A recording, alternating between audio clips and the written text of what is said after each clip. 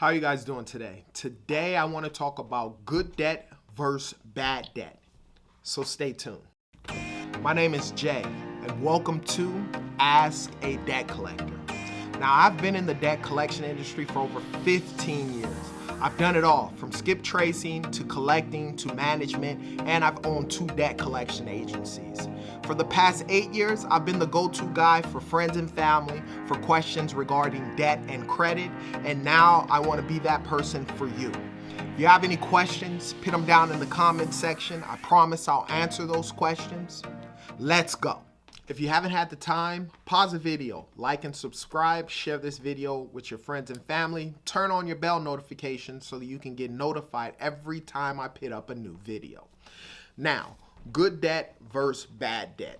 What is bad debt? Bad debt is buying liabilities with credit. What is a liability? A liability is anything that takes money from your pocket. Let me give you some examples. A liability can be a car, a house, clothes, shoes, jewelry, phones, watches. All of those types of things take money from your pocket, which makes them a liability. So when you get credit and you buy liabilities, then you're basically borrowing money to buy stuff that's not going to do anything for you outside of help make you feel a little better, a brand new watch and all those things. Now, I'm not saying not to buy liabilities, but there's a way in which you should do it. Okay. Now let's talk about why buying liabilities with credit is bad. Number one, it makes you a slave for working for money. When you buy liabilities, the more liabilities that you have stacked up, it makes you a slave to working for money. Let me give you a story that I had. I remember, I'm not going to give any details because some of these people may see this YouTube channel, and I don't want to bash anyone. But I worked at a job. And I had a job. And I was making pretty good money at this job. And I had an older car that I just paid off. And I remember thinking to myself, at this time, I wasn't as savvy as I am about good debt and bad debt like I am today. But nevertheless, I had the car. And the reality is I didn't really need a new car. And at this job, I sort of kind of wanted to quit. I was like done with it. I didn't want to do it anymore. And I wanted to leave. And I remember going into the vice president's office at the time. And we sat down, and I was going to actually quit the job. And, I was thinking about doing some other stuff. And, as we end up talking, I don't even know how the story sort of kind of changed. But next thing you know, it was like, hey, man, I got that month, I got a pretty big bonus. And I remember we ended up talking. And, he was just like, hey, man, I see your car. Why don't you go get a new car? You deserve it. And I remember sitting down and saying, hey, you know what? I have been working hard. I've been at this job for about 1.5 years now. I've worked my way up into management. And, everyone in management had nice cars. So I was like, you know what? Why not? I went out and financed a new car. I remember my car payment being like $450. So I went from $0 of a car payment to paying $450 and my insurance going up a little bit. And then I remember maybe 3 months down the road, thinking about like, man, I want to quit, but I couldn't because I knew I had to continue paying this car payment. And if I would have quit and went to do something else, it would have took some time for me to build a business for myself, which is what I wanted to do.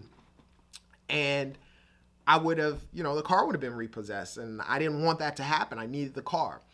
And what ended up happening is I ended up buying a lot of liabilities. It was about the dress, about what I wore, the watches, the jewelry, and all that type of stuff.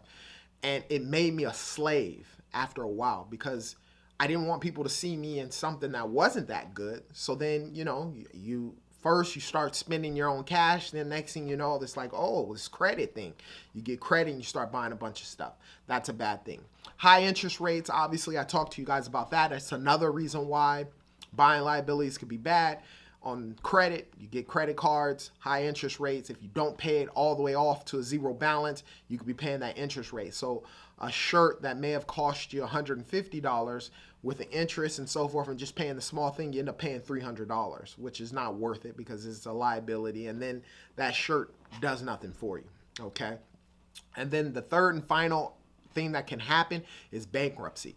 You can get so many liabilities on credit that eventually even the work that you're working for or the job that you have, you just don't have enough to pay it. We see so many Americans, this is what happens, trying to keep up with the Joneses, trying to look good. Eventually it can cause you to go to bankruptcy, right? And you don't want to have to go through that type of scenario. Now, let's get to what is good debt. Now, what good debt is buying assets with a credit. Now, what is an asset? An asset is anything that puts money into your pocket. Now, let's give some examples. Real estate, stock market, even cars, depending on how you do or what it is that you do with those cars.